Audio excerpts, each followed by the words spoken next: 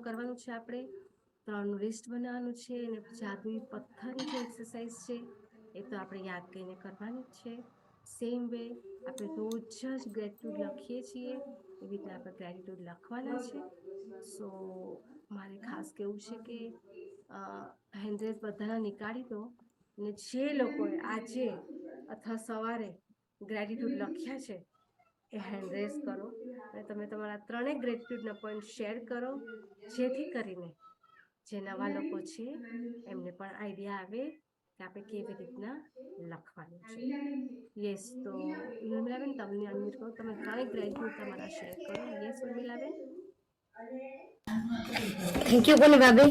મેં આજે મારા 10 ગ્રેટિટ્યુડ મન વિશે લખ્યા છે, તો એમાંના 3 વાંચું છું. ઓકે. મારું મન હંમેશા સકારાત્મક જ વિચારે છે. અવાજ બહુ બેકગ્રાઉન્ડમાં આવે છે કે એ પુષ્પ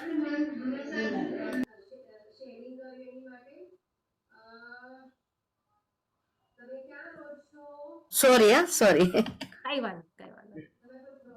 હા, મારું મન હંમેશા સકારાત્મક જ વિચારે છે, પરિણામે મારી આસપાસ પણ સકારાત્મક ઉર્જા જ ફેલાય છે.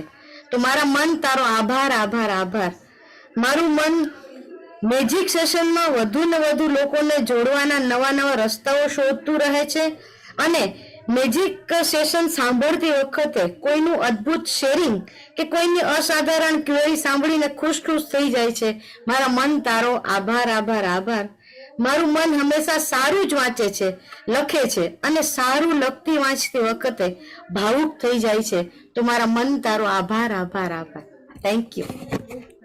ઉર્મિલાબેન રોજ જ એ ટેલિગ્રામ ગ્રુપમાં બી શેર કરતા છે. રોજ એમના ગ્રેટિટ્યુડ એકદમ અલગ રીતના અલગ વ્યક્તિ, વસ્તુ, પરિસ્થિતિ માટે લખે છે અને બહુ જ ક્રિએટિવ લખેલા હોય છે. So thank you very much. Yes Gitaben, તમને બી ચાન્સ આપું